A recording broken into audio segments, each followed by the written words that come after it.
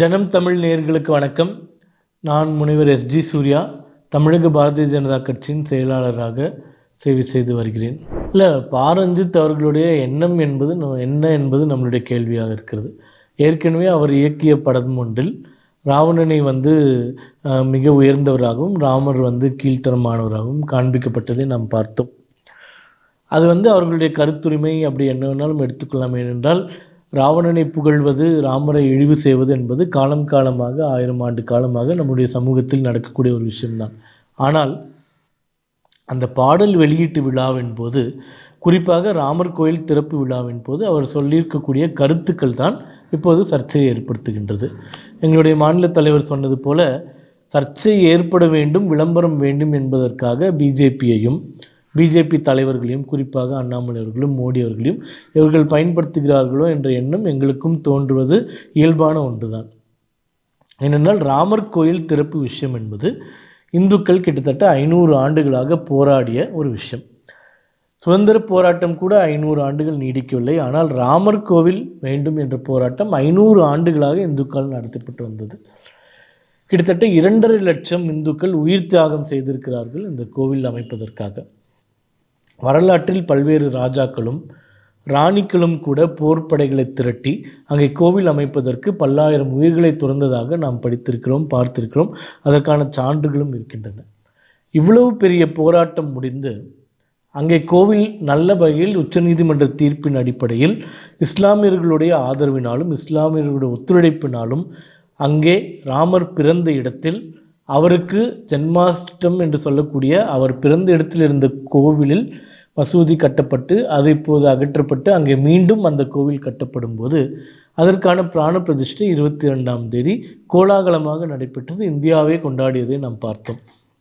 அதே நாளில் இந்த விழாவை வைப்பது மட்டுமின்றி அதே நாளில் வீட்டில் கற்பூரம் ஏற்றவில்லை என்றால் தீவிரவாதிகள் என்று முத்திரை குத்துவார்கள் என்று ஒரு கருத்தை வெளியிட்டிருக்கிறார். அதுபோன்று பிஜேபியோ ஆர்எஸ்எஸோ யாரிடமும் எதுவுமே சொல்லவில்லை. விருப்பம் இருப்பவர்கள் அவர்கள் வீட்டில் விளக்கேற்றி இந்த வைபவத்தில் கலந்து கொள்ளுங்கள் என்றுதான் நாங்கள் சொன்னோம். குறிப்பாக நானும் தென்சென்னை பகுதியில் கிட்டத்தட்ட 1200 வீடுகளுக்கு மேல் சென்று அவர்களுக்கு இந்த அழைப்புதலை கொடுத்தது மட்டும் இல்லாமல் ராமர் கோவிலின் புகைப்படத்தையும் கொடுத்து விளக்குகளையும் கொடுத்து, நீங்கள் உங்கள் வீடுகளில் விளக்கேற்றி சாமி கும்பிட்டால் அங்கே நடக்கக்கூடிய பிராண பிரதிஷ்டை நிகழ்வில் கலந்து கொள்வதற்கு சமமான ஒன்றாக இருக்கும். ஆகையால் இந்த விழாவில் நீங்கள் கலந்து கொள்ளுங்கள் என்று ஒரு நல்ல எண்ணத்தால் அது சொல்லப்பட்டது. அதை கொச்சைப்படுத்துவதாக, நீங்கள் வீட்டில் விளக்கேற்றவில்லை என்றால், கற்பூரம் ஏற்றுவிட்டால் உங்களை தீவிரவாதிகள் என்று சொல்லிவிடுவார்கள் என்று ஒரு கருத்தை சொல்லியிருக்கிறார்.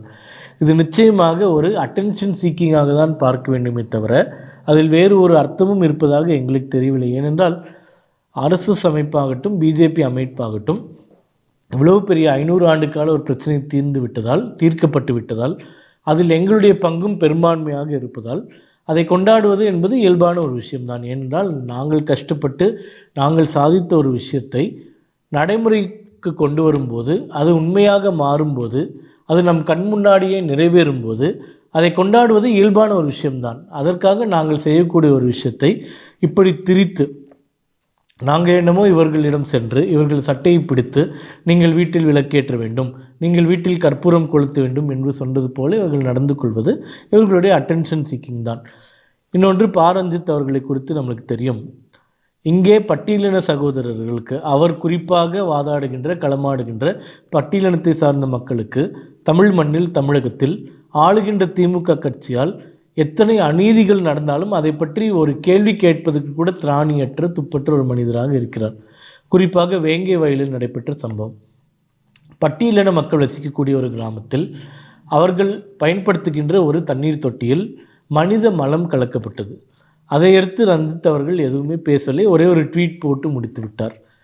சமீபத்தில் பல்லாவரம் திமுக எம்எல்ஏவாக இருக்கக்கூடிய திரு கருணாநிதி அவர்கள், அவருடைய மகனும் மருமகளும் ஒரு பட்டியலின மாணவி, மருத்துவம் படிக்க வேண்டும் என்ற கனவுகளை கொண்ட ஒரு மாணவி, மருத்துவ படிப்பிற்காக மேற்படிப்பிற்காக பணம் வேண்டும் என்று வீட்டு வேலைக்கு வந்த விழுப்புரம் மாவட்டத்தை சேர்ந்த ஒரு பட்டியலின மாணவியை அடித்து துன்புறுத்தி ஆடைகளை கழற்றி நிர்வாணமாக்கி அடித்து அவர் கைகளில் சூடு வைத்து அவர்களை சித்திரவதை செய்து கொடூர வார்த்தைகளில் பேசி எட்டி உதைத்து மனித குலத்திற்கே எதிரான ஒரு மனித தாக்குதலை நடத்திவிட்ட பல்லாவரம் எம்எல்ஏ குறித்தோ, அவருடைய மகன் ஆண்டோ குறித்தோ, அவருடைய மருமகள் குறித்தோ ஒரே ஒரு ட்வீட்டை போட்டு தன்னுடைய கடமையை முடித்து விட்டார்.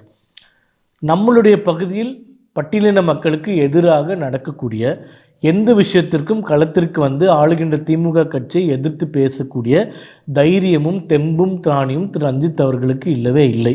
ஆனால் சம்பந்தம் இல்லாமல் உத்தரப்பிரதேசத்தில் நடக்கக்கூடிய விஷயங்களுக்கோ, மத்தியில் ஆளக்கூடிய பிரதமர் மோடி அவர்களுக்கோ, இல்லை மற்ற பிஜேபி தலைவர்களை குறித்தோ சதா சர்வகாலமும் குறை சொல்லுகின்ற ஒரு எண்ணப்பாடை வைத்திருக்கின்றார்.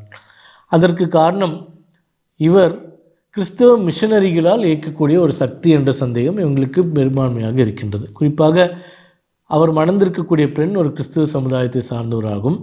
அவருடைய பிள்ளைகள் ஒரு கிறிஸ்தவ மத வழிபாட்டு முறைகளை பின்பற்றி வளர்க்கப்படுவதாகவும், இந்து மதத்தை எதிர்க்க வேண்டும் என்ற காரணத்தினால் இவர் வேறொரு மதத்தை பின்பற்றுவதால் பட்டியலினத்தை சார்ந்தவர் என்ற போலி முத்திரையில் சமூகத்தில் குழப்பங்களை ஏற்படுத்தக்கூடிய வேலைகளை திரு ரஞ்சித் அவர்கள் செய்து கொண்டிருக்கிறார். அது மட்டும் இல்லாமல் ராஜராஜ சோழனை வம்புக்கு இழுப்பது போன்ற ஒரு தேவையில்லாத ஒரு அட்டென்ஷன் சீக்கிங் கருத்துக்களை மட்டும் முட்டாள்தனமாக பைத்தியக்காரத்தனமாக பேசுவது மட்டுமே ரஞ்சித் அவர்களுடைய வாடிக்கையாக இருக்கின்றது. எங்களுடைய மாநில தலைவர் சொன்னது போல அவருக்கு மார்க்கெட்டும் ஒன்றுமில்லை. ரஜினிகாந்த் பெரிய மனது படைத்து 2 படங்களை கொடுத்ததால் இன்று இந்த நிலையில் அவர் உட்கார்ந்து கொண்டிருக்கிறார்.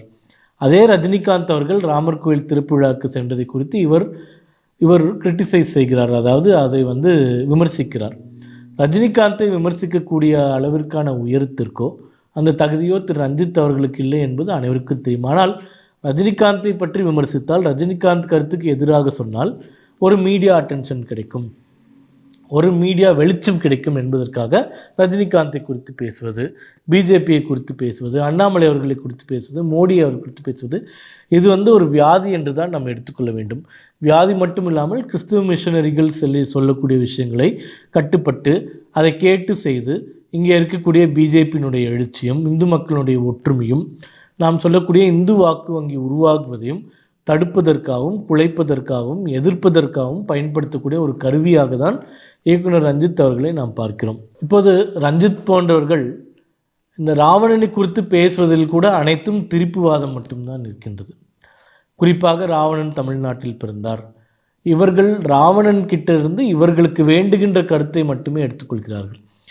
வரலாற்று பூர்வமாக ராவணன் அவர்கள் உத்தரப்பிரதேசத்துக்கும் டெல்லிக்கும் நடுவில் இருக்கக்கூடிய நொய்டா பகுதியில் பிறந்தார் என்பதற்கான அனைத்து சான்றுகளும் நம்மளுக்கு இருக்கின்றன. சிவஸ்தோத்திரத்தை எழுதுடைய ராவணன் அவர்கள்தான்.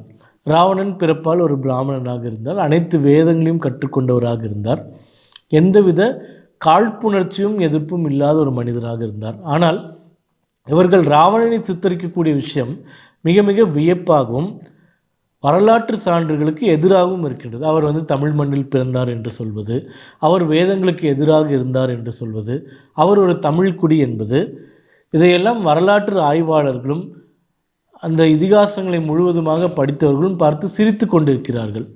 இவர்களுக்கு எப்போதும் தேவை ஒரு கேரக்டர், அதாவது ராமரை எதிர்ப்பதற்கு ஒரு உருவகப்படுத்த வேண்டும். ராமாயணம் கொண்டாடப்பட்டால் அதை இகழ்வதற்கு ராவணனை எடுத்துக்கொள்ள வேண்டும். ராவணன் மீது எத்தனை குறைகள் இருந்தாலும் எத்தனை விமர்சனங்கள் இருந்தாலும் அதை இந்து மதமே வைத்திருக்கின்றது. இந்து மதமே அவர் மீது விமர்சனங்களும் வைத்திருக்கின்றது. இந்து மதத்தில் இருக்கக்கூடிய ஒரு பகுதியினர் ராவணனை கொண்டாடி கொண்டும் தான் இருக்கிறார்கள். இவர்கள் ராவணரை முதல் முதலாக கொண்டாடவில்லை. ஆனால் அவர்கள் கொண்டாடியதற்கு வேறு காரணங்கள் இருக்கின்றன, இவர்கள் கொண்டாடுவதற்கு வேறு காரணங்கள் இருக்கின்றன.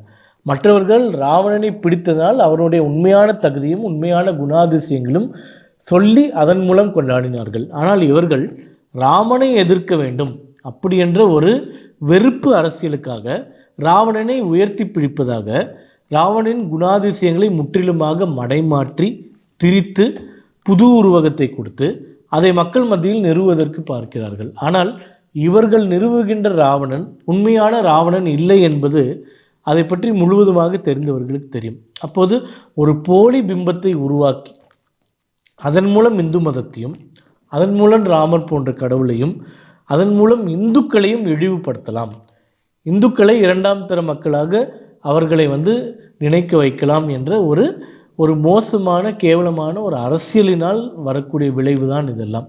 உண்மையில் இவர்கள் ராவணனை குறித்து முழுவதுமாக அறிந்திருந்தால் ராவணனை கொண்டாடுவதற்கான காரணமே இருக்காது. ஏனென்றால் இவர்கள் வைக்கக்கூடிய அனைத்து கொள்கைகளுக்கும் மாறாக இருந்தவர் ராவணர். பிறப்பாக பிராமணராக மட்டுமில்லாமல் ஒரு மிகப்பெரிய சிவபக்தராகவும் மிகப்பெரிய ஞானம் கொண்டவராகவும் வேதத்திலிருந்து அனைத்து விஷயமும் இருந்தார். ஆனால் இவர்கள் உருவகப்படுத்தக்கூடிய ராவணன் அவ்வாறான ராவணனாக இல்லை. ஆகவே இவர்கள் உடைக்கக்கூடிய ஃபர்னிச்சர் எல்லாமே தேவையில்லாத ஃபர்னிச்சர் என்பதுதான் நம்மளுடைய கருத்தாக இருக்கின்றது. ஜனம் தமிழ் தொலைக்காட்சி நேயர்களுக்கு நன்றி.